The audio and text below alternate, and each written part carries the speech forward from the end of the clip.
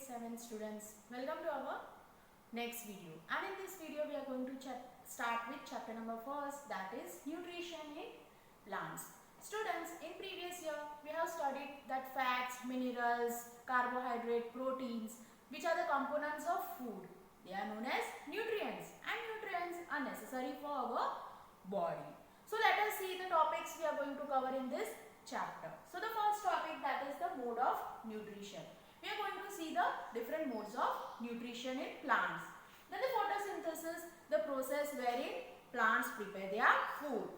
Next topic, that is other modes of nutrition in plants. Which are the other modes of nutrition in plants? Then the saprotrophs. Saprotrophs, which are the organisms that depend on food for dead and decaying organic matter. Then last topic, that is how nutrients are replenished in soil. Carbohydrate, protein, fats, vitamins and minerals are components of food. These components of food are necessary for our body and are called nutrients. So what are nutrients over here? You all know food contains carbohydrate, protein, fats, vitamins and minerals. These are the components which are present in the food. And the components of food which is necessary for our body, which we take intake, these are known as nutrients. Then the nutrition. Nutrition is the mode of taking food by an organism and its utilization by the body. So, what is nutrition? The mode in which how we take the food by a different organism. All the organism takes food. So, the food which is taken by an organism and how it is utilized by the body, that is known as nutrition. Then what are autotrophs? The mode of nutrition in which organisms make food themselves from simple substances is called autotrophic. So what are called autotrophic? Auto means self, tropos, that is nourishment. So it is self nourishment. The mode of nutrition wherein organisms make food themselves from simple substances are called as autotrophic nutrition. Therefore, plants are called autotrophs. Why? As in plants prepare their own food. We all know leaf of the plant, it is called as kitchen of the plant. So, leaf prepare its food for the whole plant. So, they are known as autotrophs. Heterotrophs. Animals and most other organisms take in ready-made food prepared by the plants. They are called as heterotrophs. So, heterotrophs, animals and we all organisms which are dependent on the plants for our food.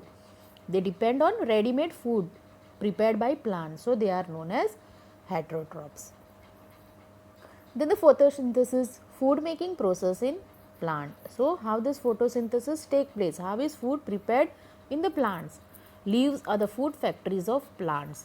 The synthesis of food in plants occur in leaves. So, where does this synthesis of food occur? In the leaves.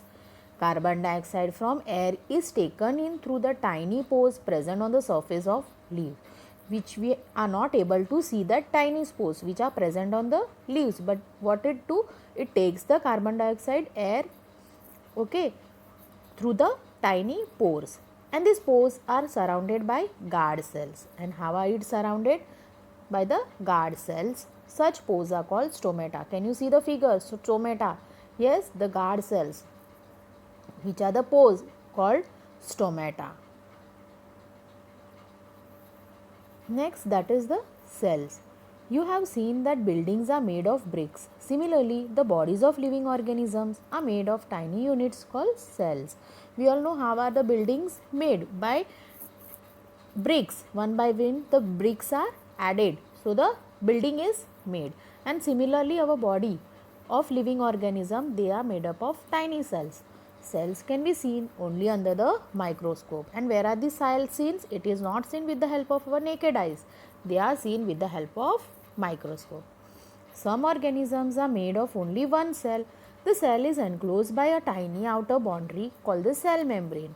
So here some organisms, they are made up of only one cell, and it is enclosed by thin outer boundary called as cell membrane. Can you see in the figure how the thin outer boundary is there, which is known as cell membrane. Most cells have a distinct centrally located spherical structure called the nucleus. Can you see which is present inside? That is known as nucleus. The nucleus is surrounded by a jelly-like substance called cytoplasm. Can you see the nucleus and the surrounded substance that is known as cytoplasm? Here the leaves have a green pigment called chlorophyll. It helps leaves to capture the energy of the sunlight. So what is the green pigment which is present in the leaves called? It is known as chlorophyll, and with the help of it, it captures the energy of the sunlight. And the energy is used to synthesize, that is to prepare food from carbon dioxide and water. So with the help of this carbon dioxide and water, they prepare their food. Since the synthesis of food occurs in the presence of sunlight, it is called photosynthesis. And hence, how it occurs in the presence of sunlight, that is why it is called as photosynthesis. Photo, that is light, and synthesis, that is to combine.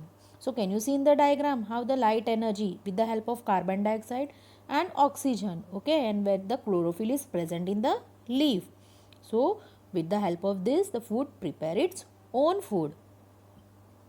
Beside leaf, photosynthesis also takes place in other green parts of the plant, in green stems and green branches. The desert plants have scale or spine-like leaves to reduce loss of water by transpiration. So can you see the spine on the leaves? Okay, this reduces the loss of water by the process known as transpiration. These plants have green stems which carry out photosynthesis. In this plant, there is a green stem with the help of which the photosynthesis takes place. The leaves other than green also have chlorophyll. The large amount of red, brown and other pigment mask the green color. Photosynthesis take place in these leaves also. So it is the brown leaves. These leaves are brown and red. But then too the photosynthesis take place. Why? As the chlorophyll is present in it. You often see slimy green patches in ponds or in other stagnant water bodies. These are generally formed by the growth of organism. So here you can see slimy green patches. Yes, algae in other stagnant. What is stagnant? The water where there is no flow of water and water remains in that body and it starts smelling. That is known as stagnant water bodies. There you can see these green patches. These are generally formed by the growth of organism called algae. So how are these formed? By the growth of organism which is known as algae. Can you guess why algae are green in color?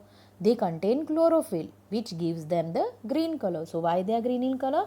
Because of the presence of chlorophyll in it. Algae can also prepare their own food by photosynthesis. So even this algae, they prepare their food with the help of photosynthesis. Then other modes of nutrition in plants. There are some plants which do not have chlorophyll. So some plants are there in which there is no chlorophyll. They cannot synthesize their food, and as there is no chlorophyll, they are not able to synthesize their food. How do they survive and from where do they derive nutrition?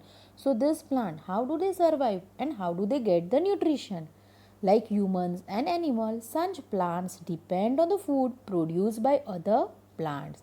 They use the heterotrophic mode of nutrition. So what do they do? Like animals and other organisms. Even that plants depend on another plant for the food, and that is known as heterotrophic nutrition.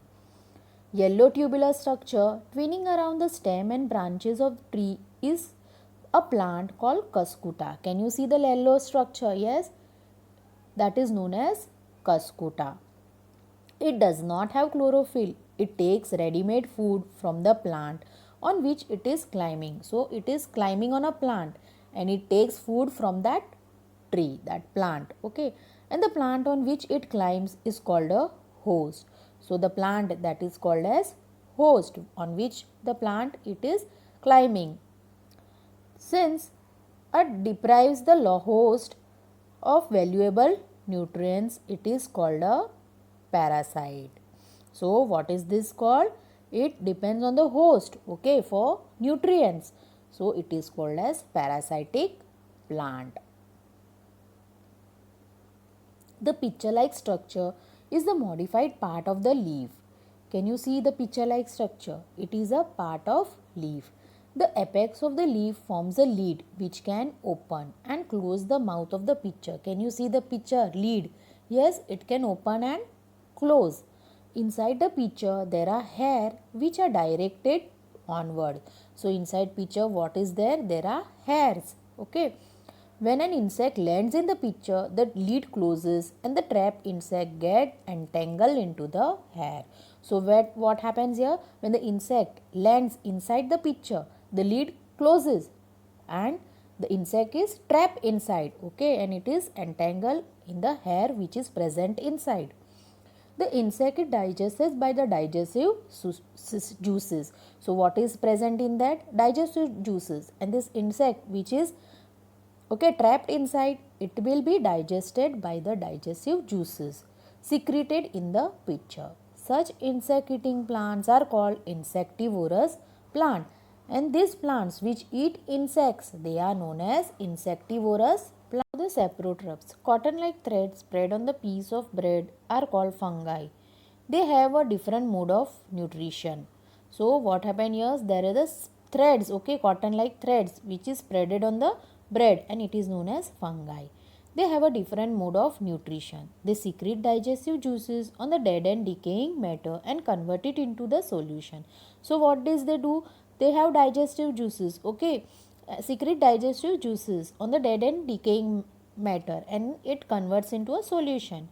Then they absorb the nutrients from it. This mode of nutrition in which organisms take in nutrition in solution form from dead and decaying matter is known as saprotrophic nutrition. So what are the saprotrophic nutrition? Where the mode of nutrition in which organism they take the nutrition in the solution form from the dead and decaying matter. Plants which use saprotrophic mode of nutrition are called saprotrophs. Now the symbiotic relationship. Some organisms live together and share shelter and nutrients. This is called symbiotic relationship. So what is symbiotic relationship? Where the organism they live together and share shelter and nutrients. For example, certain fungi live in the roots of trees. So fungi, can you see on the tree? The tree provides nutrient to the fungus and in return receive help from it to take up the water and nutrients from the soil. This association is very important for the tree. So what is the symbiotic relationship? Where the organism live together and they share the shelter and nutrition. So here the tree provides nutrient to the fungus and in return it gives help to take up water and nutrients. Such relationship is known as symbiotic relationship. Now, how nutrients are replenished in the soil? Usually crops require a lot of nitrogen to make protein. So, yes, nitrogen is required to make protein. After the harvest, the soil becomes deficient in nitrogen. So, after the harvesting is done, it is but obvious that the soil there will be deficiency of nitrogen, which is available in plenty in the air. But plants cannot use it as they need nitrogen in a soluble form. But the plants need nitrogen which is in the soluble form. So what happens here? The bacterium called rhizobium can take atmospheric nitrogen. So the bacteria which is rhizobium, it takes the atmospheric nitrogen and convert it into the soluble form. But rhizobium cannot grow, make its own food. So it lives in the roots of gram, peas, moong, beans and others. So rhizobium, it is not able to make its own food. So where is it present? In the roots of gram, peas, moong and other legumes and provide them with the nitrogen. Most of the pulses, that is dals, are obtained from leguminous plants. In return, the plants provide food and shelter to the bacteria. They thus have a symbiotic relationship. So, in return, what does it provide? They provide food and shelter to the bacteria. And what does this bacteria provide? It provides the nitrogen which is in the soluble form. So there is a symbiotic relationship. This association is of great significance for the farmers. They do not need to add nitrogen fertilizer to the soil in which leguminous plants are grown. So where these leguminous plants are grown, they did not need to add this nitrogen fertilizer. So can you see the root nodules? The rhizobium which is present in that. Now what you have learned, this is the summary part. As we have learned, first, all organisms take in food and utilize to get energy for the growth and maintenance of their body. Green plants synthesize their food themselves by the process known as photosynthesis, and they are known as autotrophs. Plants use simple chemical substance like carbon dioxide, water, and minerals for the synthesis of food. Chlorophyll and sunlight are essential requirements for photosynthesis. As we have seen, the green pigment, that is chlorophyll, and with the help of light, carbon dioxide, and water, they prepared their food. Complex chemical substances such as carbohydrates are the products of photosynthesis. Solar energy is stored in the form of food in the leaves with the help of chlorophyll. Oxygen is produced during photosynthesis. Oxygen released in photosynthesis is utilized by living organisms for their survival. Fungi derive nutrition from dead decaying matter. They are saprotrophs. Plants like Cuscuta are parasite. As we have seen, the Cuscuta, parasitic plants which depend on the host for its nutrient and food. They take food from the host plant. A few plants and all animals are dependent on others for the nutrition are called as heterotrophs. So those organisms which depend on plants, okay, and they do not prepare their own food, okay, they are known as heterotrophs. Students, are you all clear with this chapter? I am going to send you a worksheet which you are going to write down the question answers in your notebook. If you have any queries, you can ask me on my personal WhatsApp number. See you in the next video with new chapter.